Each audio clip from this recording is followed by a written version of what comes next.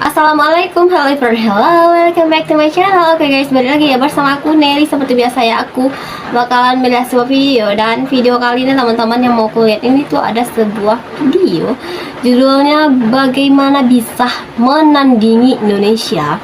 Malaysia cakap IKN Nusantara tiru Putrajaya jelang HUT 17 Agustus teman-teman, katanya ini katanya ya. Jadi aku tuh juga belum lihat ini video seperti apa. Jadi tanpa berpikiran yang aneh-aneh, kita langsung aja dulu putar video ini teman-teman. Kita lihat bareng-bareng ini video seperti apa sih maksud dari judulnya gitu ya. Oke, sebelum kita play ini video teman-teman yang udah mampir channel aku, makasih banyak. Semoga teman-teman semuanya panjang umur, murah rezeki, dan selalu diberi kesehatan, amin. Jadi langsung kita putar dulu ya videonya, kita lihat bareng-bareng. Apa nih maksudnya tiru Putrajaya jelang HUT RI gitu ya. Video originalnya teman-teman langsung aja klik link yang aku taruh di deskripsi video aku ya. Aku taruh link di situ. Nusantara tiru Putrajaya. Putrajaya Malaysia bagus desainnya Pak, silahkan main ke sana. Tapi setelah maghrib sepi Pak. Oh gitu. Malaysia masih belum sepenuhnya menerima penamaan ibu kota baru Indonesia. IKN Nusantara teman-teman. Jadi topik pembahasan di berbagai kalangan di Malaysia. Sejumlah tokoh dan media Jadi ini ada yang beberapa orang lah gitu, tokoh-tokoh Malaysia tuh ngomong kalau IKN Nusantara ini meniru gitu Putrajaya. Mereka berpendapat bahwa Nusantara lebih merujuk pada keseluruhan wilayah Kepulauan Melayu yang meliputi beberapa negara, termasuk Malaysia. Dan di sini orang Malaysia sebut Nusantara tiru Putrajaya. Nusantara tiru Putrajaya. Kalau pernah tahu, ibu negara Indonesia, Jakarta, dah berpindah ke wilayah Kalimantan Timur yang dikenali sebagai kota Nusantara. Pada aku, langkah Pak Jokowi pakai nama Nusantara ni baguslah untuk Indonesia, tapi dia dah kecilkan skop Nusantara. Sebab apa tahu? Sebab kalau dekat Malaysia, Nusantara ni merujuk kepada Kepulauan Melayu, maksudnya termasuk Malaysia, Selatan Thai dan Filipina. Kalau dekat Indonesia pula, Nusantara adalah Kepulauan Indonesia sahaja, tanpa negara lain terlibat. So kalau orang tak ambil tahu sejarah, satu masa nanti orang hanya akan kenal kota Nusantara adalah ibu kota Indonesia sajalah. Sedangkan sebenarnya Nusantara itu skop dia lagi besar daripada itu. Justus M. Vandergrift pada tahun 1951 ada cakap, ini ada penjelasannya, kita simak untuk tuh. melambangkan Indonesia. Nusantara lagi sesuai merujuk kepada kawasan lebih luas, iaitu Kepulauan India Timur. So penggunaan nama Nusantara ni baguslah untuk Indonesia. Sebab 10 tahun lagi orang yang tak ambil tahu sejarah akan ingat Nusantara hanya nama ibu kota Indonesia ajalah. Tapi lagi menarik dekat Malaysia, kita masih lagi ada tempat pakai nama penjajah bagi. Contohnya macam Georgetown. Pemimpin Indonesia dah fikir macam mana nak hidupkan negara dengan identiti Melayu tu, tapi kita tidak. Nusantara, apabila kita ingin melihat skop, ini adalah masih permainan nombor, game of numbers, dan tentulah kita akan melihat seluruh Nusantara. Nusantara ini pun sudah menjadi cabaran. Bila kita menyebutnya, dia sudah merujuk kepada satu ibu negara. Selepas ini, itu satu permainan psikologi yang sangat licik juga. Nusantara ini pun sudah menjadi cabaran. Bila kita menyebutnya, dia sudah merujuk kepada satu ibu negara. Selepas ini, itu satu permainan psikologi yang sangat licik. Licik. Meskipun demikian, ada juga tokoh-tokoh di Malaysia yang melihat penamaan ibu kota Nusantara sebagai peluang untuk mempererat hubungan antara kedua negara dan untuk mempromosikan kerjasama dalam berbagai bidang. Diskusi ini menyoroti betapa pentingnya identitas budaya dan sejarah dalam hubungan antara negara-negara di kawasan ini. Wah, jadi setiap tokoh tuh punya pandangan yang berbeda ya. 1990-an, pemerintah Malaysia mempertimbangkan 6 wilayah yang bakal dijadikan pusat pemerintahan baru. Dan akhirnya wilayah perang besar yang kini bernama Putrajaya dipilih oleh pemerintah Malaysia. Pemindahan ibu kota Malaysia ke Putrajaya ini bertujuan untuk meringankan kemacetan serta mengurangi kepadatan penduduk Kuala Lumpur yang semakin parah. Jadi ini Malaysia juga memindahkan ibu kota negara atau dari mana ya? diumumkan Katanya sebagai pusat Putrajaya. pemerintahan baru Malaysia pada 1993. Pembangunan pertama kota ini dimulai 93. pada 1965 dengan menghabiskan biaya sebesar 8,1 miliar US dollar pada waktu itu.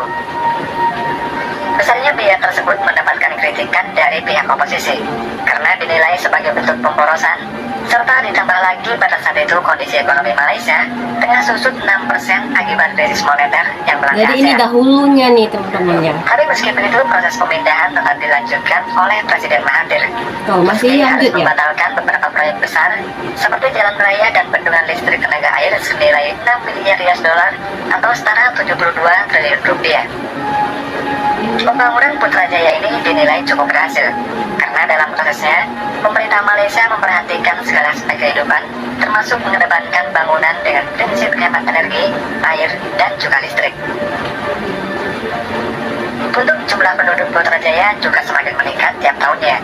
Data pada tahun 2010, jumlah penduduk Putrajaya adalah sekitar 70.000 orang, sementara di tahun 2020, jumlahnya bertambah menjadi 110.000 orang. Wow. Kesesakan lalu lintas di Kuala Lumpur dan pejabat-pejabat kerajaan terdapat di rata-rata tempat dan hubungan di zaman itu belum ada telefon bimbit. Mereka terpaksa berjalan pergi daripada satu pejabat-pejabat yang lain, dan ini mengambil masa dan banyak masalah. Sebab itu kita berpendapat bahawa kalau boleh kita adakan satu ibu kota untuk pentakhiran, dan segala kementerian itu ada berdekatan, maka agak mudah.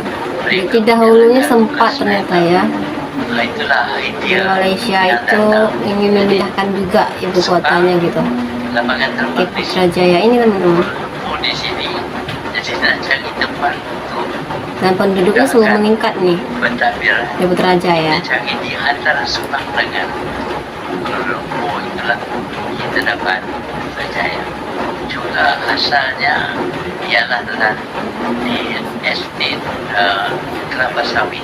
Tak ada pilih penting.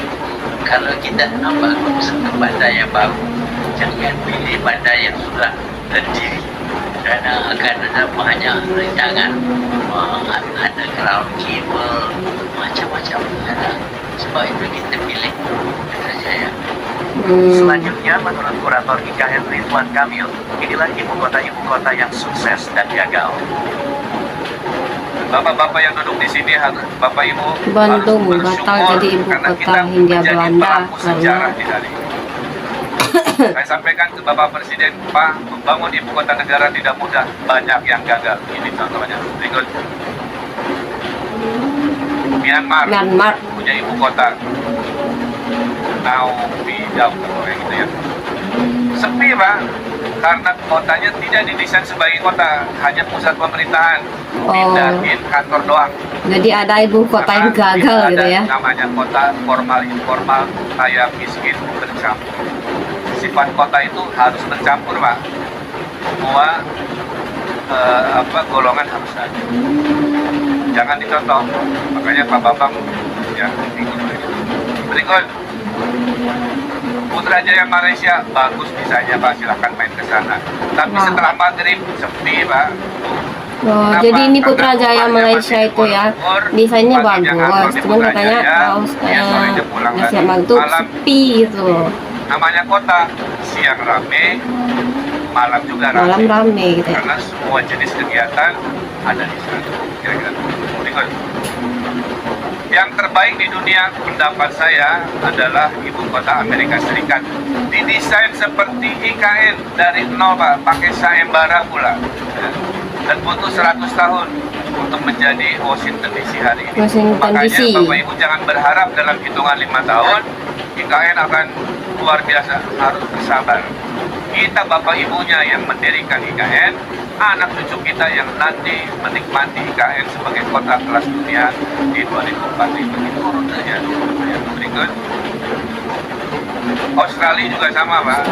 Ramenya di Sydney, ramenya di Melbourne, ibu kotanya sepi, kurang. Tapi iya juga sih ya.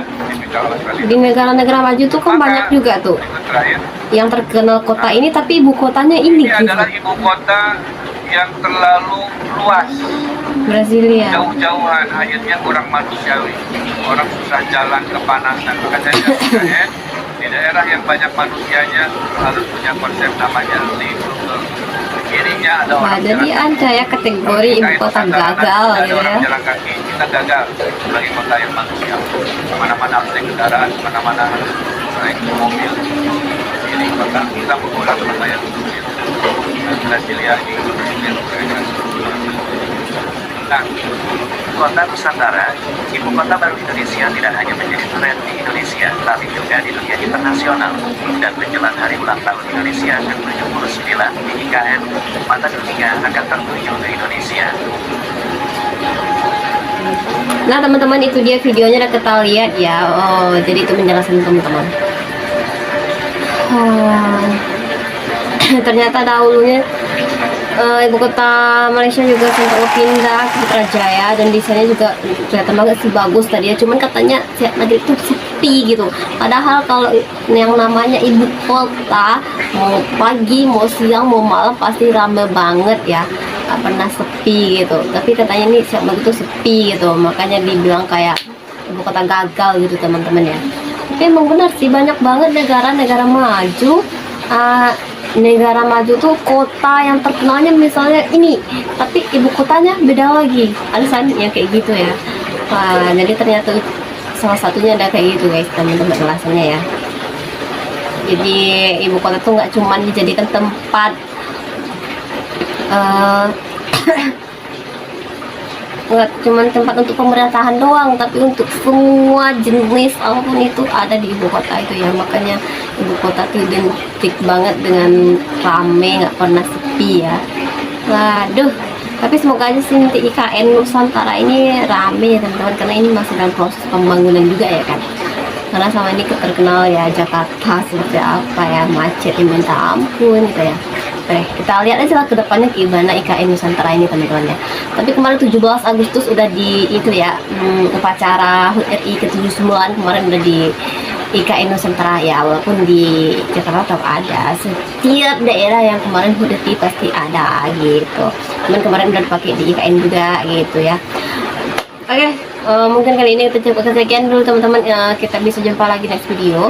Don't forget to comment, share, and subscribe. Jangan lupa lonceng dan juga. Oke, terima kasih. See you. Bye bye. Assalamualaikum.